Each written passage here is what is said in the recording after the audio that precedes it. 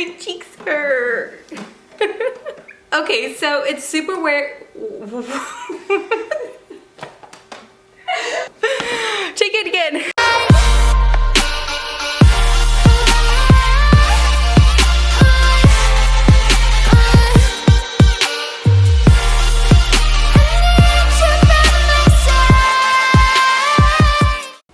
Everybody, and welcome back to The Modern Actress. My name is Alli Valdez, and today I'm so excited to share with you my home self-tape setup. If you've been watching my series so far, I've been giving many tips and tricks to young actors who are looking for some insight in the entertainment industry, and today I'm sharing with you exactly how I do my self-tapes at home. So currently right now what you're looking at is the frame and the positioning that I use every time I submit a self-tape from my home. So I'm so excited to share with you all that process today. So let's get started. Okay guys, I'm pushing the couch away so I have some more space for my tripod. I'm undoing my tripod.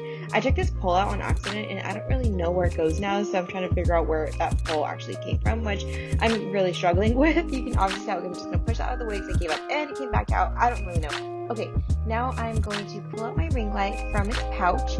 Gonna unscrew that, screw it back onto the top, make sure it's nice and sturdy, grab my cords, plug it in, go find my extension cords, come back with my extension cords, pushing it forward to plug it into the wall. Here I'm struggling with getting the electrical figured out. Clearly I suck at this, and here we go, now we're ready to film. So my first tip is to certainly read the directions from the casting director when requesting a self-tape.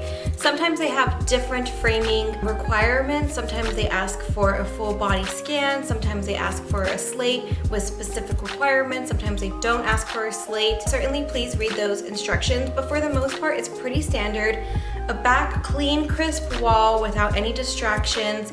You do not want to be shooting with things behind you, socket switches, socket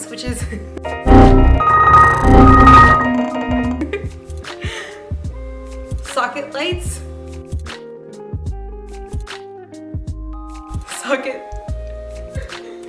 socket things, a wall plug, what is it called? A wall plug. You don't want any of that in your frame, so try to keep it as clean as possible. Some actors have bedroom sheets that they hang up, that they iron out to make it look nice. Some actors have a very professional studio backdrop. I have a wall, and that works just fine. My wall, I love my wall. She's a great wall. She does her job. She's not distracting, and she's in a perfect spot. The second thing is your framing. You see I have nothing really on my right hand side. I have nothing really on my left hand side. I have just a little bit of space above my head so I can talk and I can move around and I can get into the scene without going out of frame, right? So I want to make sure I have like a little bit of leeway room just to like play around a little bit. Also keep in mind, casting directors just want to see your face. So make sure your face is in frame, you have good lighting, a nice natural background, and nothing to distract from what you're doing. The third tip is having great lighting. This is something I really invested in, a couple softbox lights and a ring light. And I use both of my softbox and my ring light because I like my ring light for just like that glow it gives you, kind of the twinkle in your eye effect, if you know what I mean. But I also like using the softbox light because then it captures those shadows that if you just have a ring light, you're getting a lot of shadows from different directions. So I prop up my softbox light directly to the side so that it gives me good lighting from all angles. So those are the pieces that I really use. I feel like everyone needs to be very knowledgeable about the equipment needed for self-tapes. And last and not least, I use my camera on a tripod. I have a DSLR. I have a really nice crisp camera, and I want to make sure that it's high definition when I'm shooting my tapes.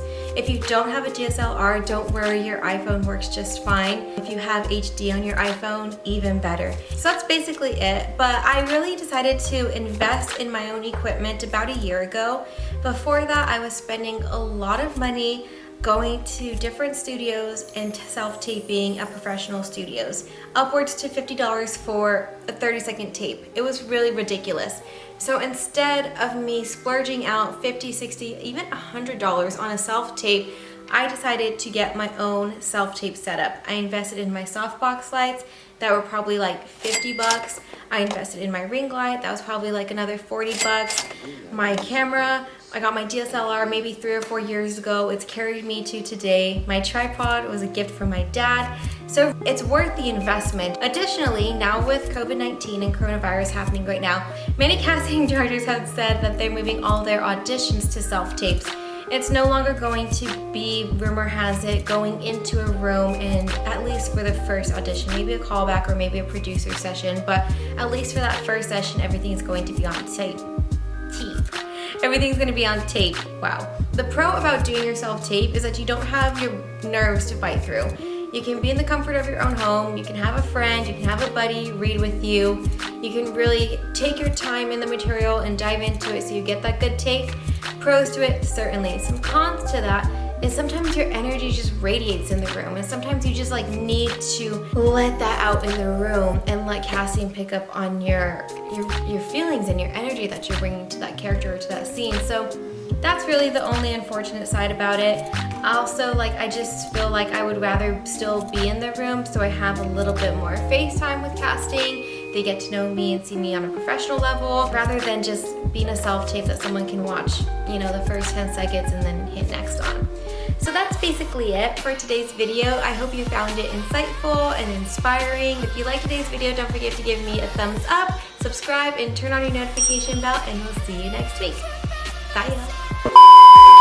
Are you just saying to see yourself? Yeah.